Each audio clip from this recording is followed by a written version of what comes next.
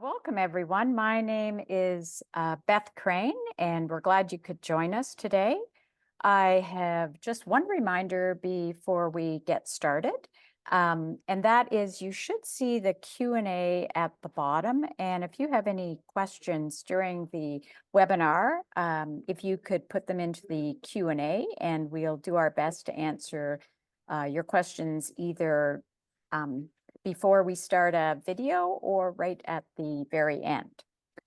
So I'd like to introduce our presenter today, and our presenter is Chris Stokes, and Chris is an ISU data replay operator. So over to you, Chris. Thank you very much, and welcome everyone to Virtual Toolkit Data Operator and Technical Panel Practice 2.0. As Beth said, I'm an ISU data replay operator. I'm also a coach in Canada. I'm a technical specialist in singles, pairs, and synchronized skating. And I'm also a technical controller in singles and synchronized skating. So let's start. I'm going to share my screen and we will begin. So the overview of this session for today is for the role of the data operator during a technical panel practice session.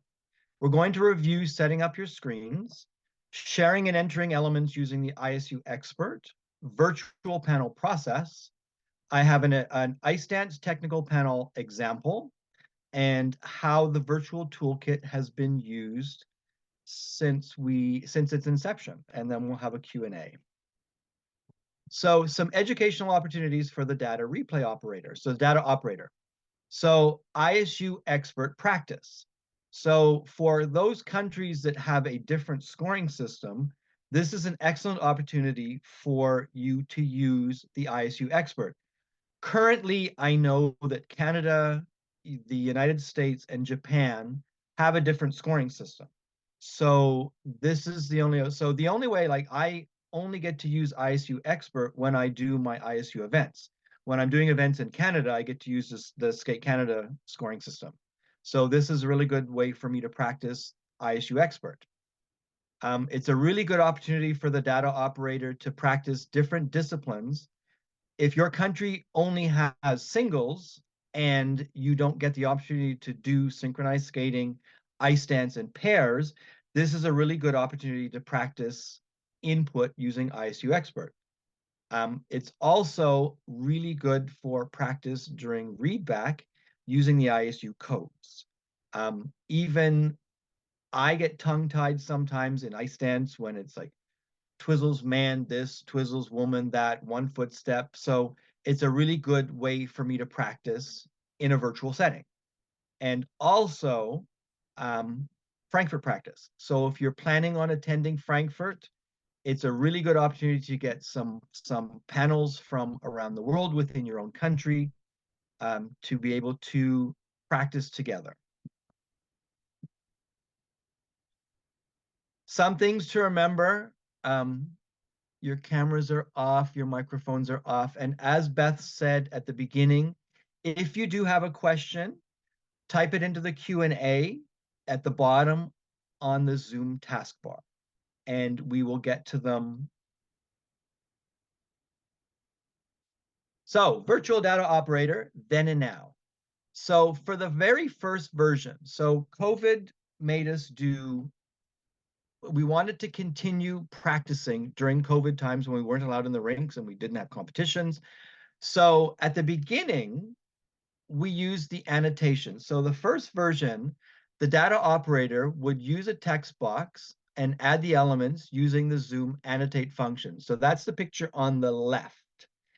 The video was being played and the text box was there and I was entering elements. And then if there was a review, I would write an R beside the element. And then if during the review process, I would cross out the element and write the element in, the correct element in, and do the read back. And it was a lot of fun.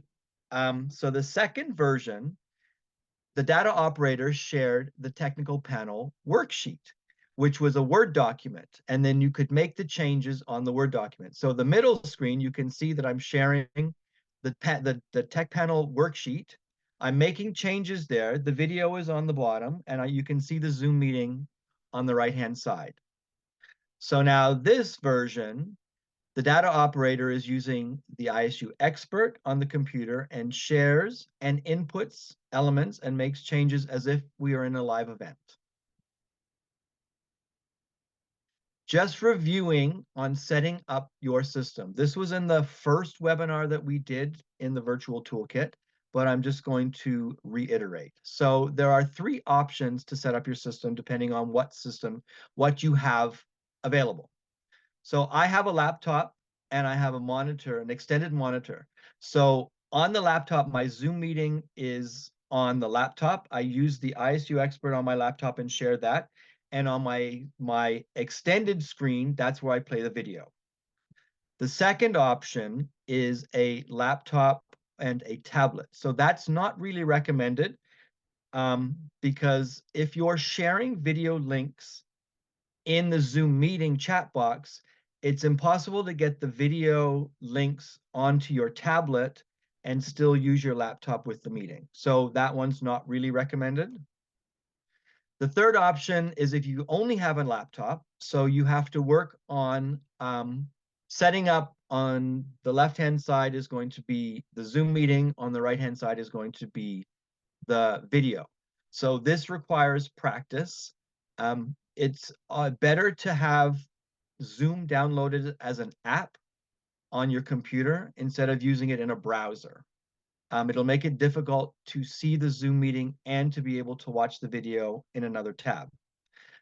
When someone shares the screen, don't be surprised if it takes over your whole screen. Zoom by default will go to full screen when someone shares, unless you have changed the setting. So try to have your screen set up in advance so that you can see both the Zoom meeting and the shared video. Some things to remember for the data operator. Make sure that you test your links before the day of the session. So test to make sure that the Zoom meeting link is working. And if you're responsible for sharing video links, make sure those video links are active. You will need to have ISU Expert installed on your computer or laptop. You need to know how to share your screen in a Zoom meeting and add video links into the chat box.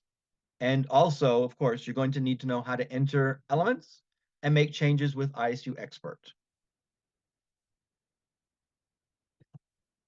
Panel process. So during the program, so the data operator will share the video link in the Zoom chat box if required. Unless you're using headphones, remember to mute your video. Once everyone has the video open, the technical controller will count down to start the video. 3, 2, 1, play. Data operator will enter elements into the ISU expert as called by TS1, including falls and reviews. When the skater has finished, the data operator will inform the panel of the number of elements and reviews, and the technical controller will take over. The review process is done exactly like you would do a process on a live event. For each review, the data operator will inform the panel of the start time. The panel will scroll to the beginning of the element on their video. The technical controller will confirm what the panel is reviewing and at what speed the element should be played at. Technical controller may use 3, 2, 1 play for reviews, but the panel may not always be in sync with their videos. The technical panel will review the element, and the technical controller will inform the data operator if there's any change, just like on panel. Data operator will read back the elements and number of falls. Technical controller confirms correct elements. Technical controller to authorize the elements.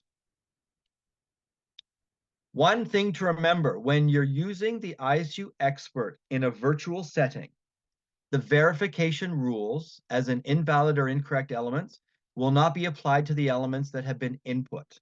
So for example, in a single short program, a skater does a double axel, double toe. There will not be an asterisk added to any of the elements, even though we all know that double axle is not allowed to be in combination in a short program. The data operator also does not have the ability in ISU Expert to add an asterisk to any element. So for a virtual setting, virtual tech panel practice sessions, it's a good idea for the data operator to keep a piece of paper handy for these situations. So just to remember, and the technical controller will always be keeping track of the reviewed changes.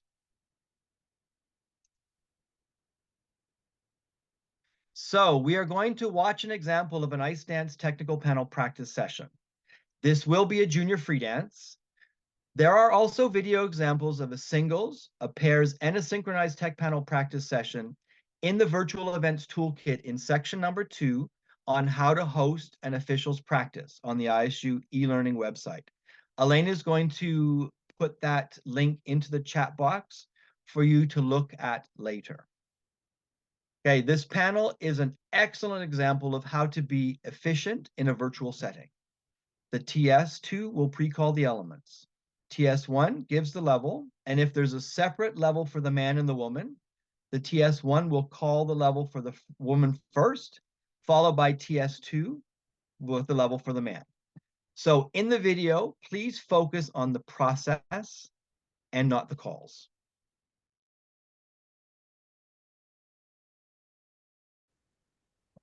So next skaters, we have Mayor and Huber on the screen. TS1, Andre, TS2, Kirsten. Andre looking at the woman and Kirsten looking at the man. Andre, any Yes. special information for us? No, ready to start, right? Okay, we're ready to go. On 3, 2, 1, play. First element, 1 foot turns.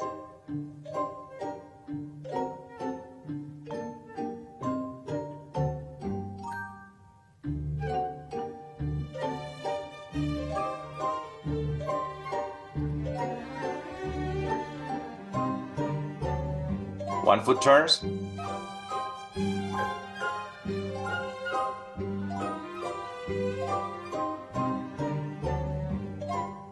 Woman level 1. Man level 2. Next, twizzles. Twizzles.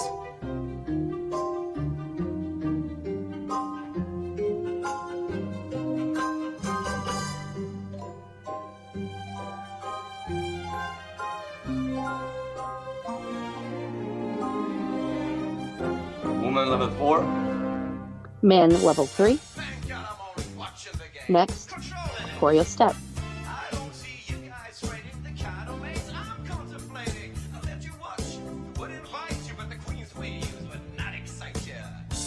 Choreo steps.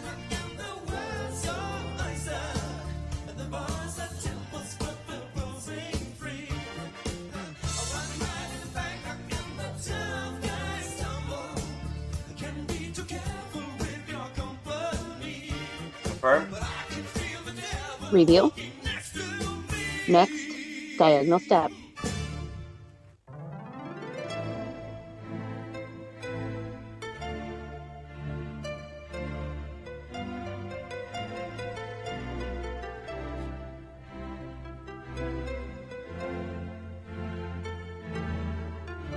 Diagonal steps.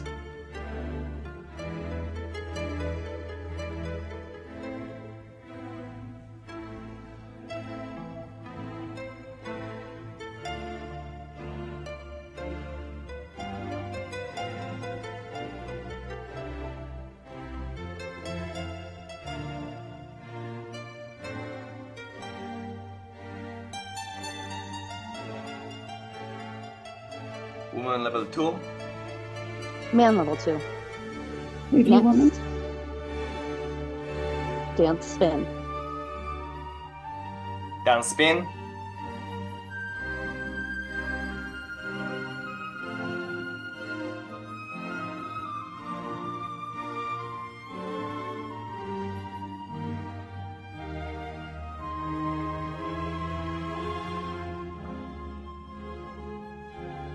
Level 3. Review. Next, stationary lift plus rotational lift.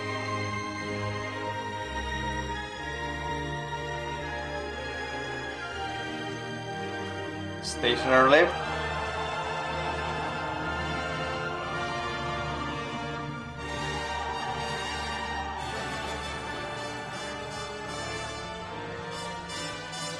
Level 4, rotational lift. Level 4, combo review. Next, choreo jumps. Choreo jumps.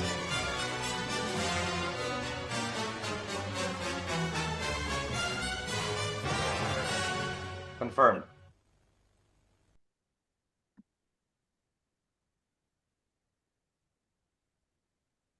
Seven elements, 4 reviews, starting with element number 3, choreo step. Okay, Kirsten, you called a review, the reason? I believe we should have attention for distance between the two skaters at the beginning. Okay, let's go to 129 on the screen and take a look at the distance.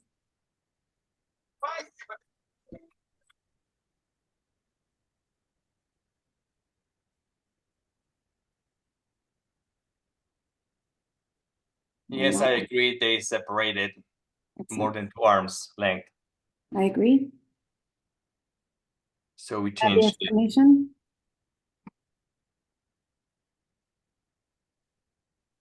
Element changed. Thank you. Next element to be reviewed is the diagonal steps. I called a review on the woman. What terms will we given credit for level 2? I gave twizzle, bracket, and rocker. Okay, I did not give the bracket. Can we take a look at the bracket? Yep. Time is 2.05. Person, if you can take a look. Okay. The third one, so let's go to about 2:10. Are we watching now together? Yes.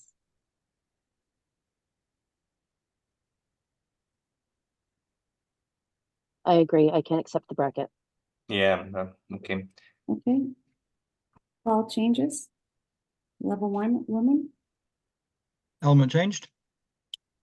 Next element to be reviewed is the dance spin. Kirsten, called a review. Yes, Andre, what features you're not awarding? We have the 2, 6. Yeah, I didn't accept the entry. Everything else I have it. So can we look at the entry, Okay. right? Yes, please. Yeah, I have unexpected entry for with me, me. but let's watch. Time is 2.49, right at the beginning. Watch together. 3, 2, 1.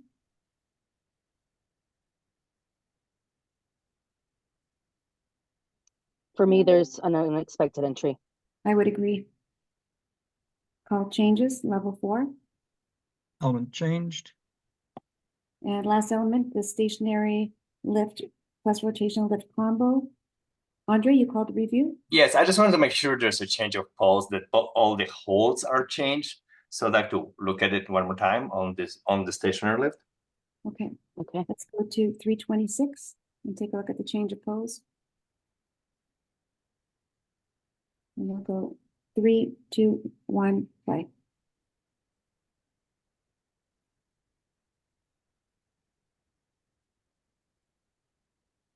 It takes her forever to pick up that other arm, but I think she does. I do a simple of change of pose. I agree. I agree that her arms do change hold. So we keep the call. Call stays level 4. Okay, can you read back the list, please? 1 foot woman, 1 man 2, synchronized twizzles, woman 4, man 3, choreo step, confirmed attention, diagonal step, woman 1, man 2, dance spin 4, stationary lift 4 plus rotational lift 4, choreo assisted jumps confirmed, no falls, no other deductions.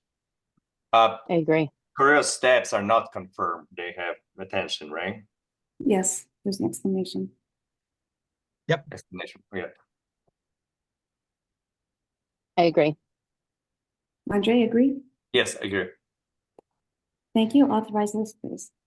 Elements authorized. So whether this panel was sitting at ice level or in their own living rooms, the process was identical. And that was a great example. So over to you, Beth. Okay, good. Now we're going to share 2 examples of how the virtual tech panel process has been used over the last couple of years. And the first one I'd like to tell you about was, it was a virtual practice session. So 2 years ago, Skate Canada organized 4 practice sessions, virtual practice sessions for candidates who were going to take their exams in Frankfurt for Tech Panel. So we had 4 sessions, and the sessions were spread out over a period of 2 weeks. The platform we used was Teams rather than Zoom, but you could use any platform of those two or something similar. We ended up having 4 different breakout rooms on Teams. And in this case, we had 4 disciplines. So we had 1 discipline in each room. So singles in one, pairs in another, dance in another, and synchro in another room. And that was because we had candidates going in all 4 disciplines, plus we had data operators also going to Frankfurt. So there was a data operator in each one of those rooms also practicing. The teams practiced at each session for about 2 hours, and they used just the process that you've just seen that Chris described and you watched on the video. So we had participants from a number of different countries. So for instance, we may have had the technical controller from Canada, and then TS1 may have been from Japan, TS2 may have been from Uzbekistan, and the data operator may have been from Korea. So everyone was joining us from their own country, but we were having a tech panel practice. And this would be very similar to what happens in Frankfurt. You are usually placed with on a team of people from different countries. So we were trying to get as close to what happens in Frankfurt as possible for these practice sessions. The programs would play and they would call the programs. And one of the things that we added for these practice sessions was that we had an experienced ISU technical specialist or technical controller give feedback after the programs. So call a program, then they would get feedback maybe on the process. Usually it was on the process. Sometimes it may be a question that came up about a technical rule, but it was often about the process. And then the teams would try calling another program, try to incorporate the feedback that they had just received from the experienced technical person. And then this went on for about 4 programs. So I think the participants that came really appreciated having the feedback as well. So that's something that can be added to the process. So this was very similar to what you just saw on the dance that Chris showed. So Chris was in Canada. The 2 specialists were a couple of thousand miles apart from each other in the US, and the controller was in Europe. If you have any suggestions about how to set up technical panel practice sessions, Elena will be putting an email you can send your questions to, because it might be easier to answer them later or set up a Zoom or whatever to answer those kinds of questions about the virtual technical panel practice sessions. And it doesn't need to be just because you're going to Frankfurt. It could be in your own country you want to practice with each other, or you may invite some other people to practice with you before maybe a competition. I know last year we got the new rules, and then some of us got on one of these kind of calls, and we were practicing the new rules before we actually went to a competition. And that was really helpful as well. So you can probably think of other kinds of practice sessions that you might want to hold using this technical panel process. The second example we have is a hybrid model. So the hybrid model, it was a live seminar, but we used the virtual technical panel process. It was a seminar that was held in South America. It was a development seminar. It was sponsored by the ISU Development Commission, and it was on refereeing, but a very large portion of it was on tech panel, training tech panel officials. So now I would like to have Jorge Canizares Jorge is from Ecuador, and Jorge was attending the web seminar, and he also helped set up the technology for it. It was fairly basic, and I said, well, let's give it a whirl, and Jorge helped set it up. So Jorge, could you explain a little bit how it was set up there? Hi, Beth. Sure. Well, we had this amazing experience in Brazil in the ISU seminar.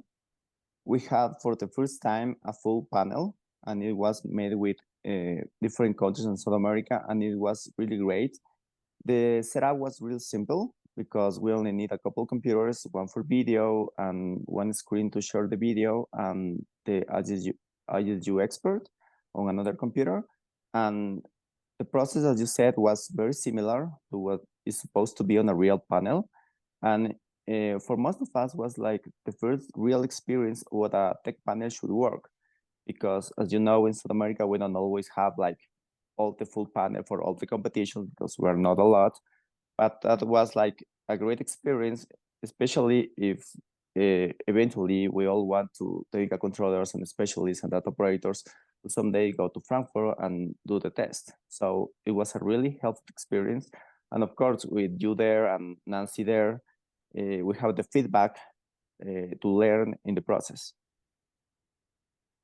Yeah, okay, great. Thanks, Jorge. Yeah, I know we were all excited to try it out using the hybrid model. We didn't know if it was going to work. It was a little bit of an experiment, but we were all very excited when, first program came up, and we were all able to call, enter the data, do replay and slow-mo, and it worked really well. So thanks in a large part to Jorge for setting that up for us with some of his colleagues down in South America. So I think that's just about it for today. I just want to check in with Chris to see if he has anything else he wants to add. Just one more thing. So if you are an international or ISU, if you're planning on setting up one of these webinars in your practice training sessions in your own country, and you don't have a copy of ISU Expert, you should approach your federation and request a copy so that you can do this exactly the way that we did the example. Okay, good. I do see one other question that came up in the Q&A, and maybe Chris, you'd probably be the best one to answer this one. For a data operator, are there exam levels like for the judges? The data operator as well has their first exam is international, and then their second exam is also ISU. So it's pretty much the same. It's the same as the tech panels. Yeah. And in Canada, we also have some levels before that. Maybe not every country has, I don't know whether we call it exams, Chris, but promotions to Canada, different currently levels. we don't, the only exam that we have is anyone that's going to go for the ISU promotion or Okay. international promotion first. Okay. There's yeah. no, and I think the US does have a process of like a hierarchy of their data operators. But just I'm at not the quite ISU level, it's just those two that you come to Correct. Frankfurt, you do international, international and then, first, and then you get your international assignments, and then you get to go back for ISU promotion. Okay. So this would be a great opportunity because I'm sure, as you mentioned earlier, not everyone has synchro in their country. Not everyone has pairs in their country. Not everyone has dance in their country. So great opportunity for the virtual practice sessions using the process that you just mentioned to get ready for Frankfurt, especially if Exactly. you're data input operator. Yeah, Yep. for sure. Okay, great. Well, I don't see any other questions for today, but please, if you think of them afterwards, you can always send the Elena at ISU e-learning, what is it? eRink@isu.ch. So might want to jot that down, because if you think of any questions tomorrow, you can always send them to her and we'll take a look and get back to you. I did see one other question, and for sure, maybe Elena, you could answer this about any other projects or seminars. Where would people find information if we were going to have another webinar like this? I had just typed in the chat the Facebook page of the ISU development. So we usually share news of projects, not only seminars, but also all the e-learning courses that we launch are posted there, and also on the news section of the ISU website. So I would also recommend that you sign up for the ISU newsletter on isu.org. And is that the one that comes out every Monday and you? Yes, every Yeah. Monday with the latest news. So there's a newsletter that is specifically for inside ISU news. So that's where development comes in, and seminars like this and all the e-learning courses are published there. Yeah, that's a very helpful newsletter to get every Monday. It comes in and you can see what's going on and any information about webinars, et cetera, that are coming up. Yeah, great. Okay, thanks, Elena. So I think we'll be able to finish off for today. And I really want to thank Chris and Elena for all the time they spent getting ready for this webinar and sharing your expertise. So thanks very much. And we hope to see everybody sometime online or in a rink sometime soon. So thanks very much, everybody. Thank you.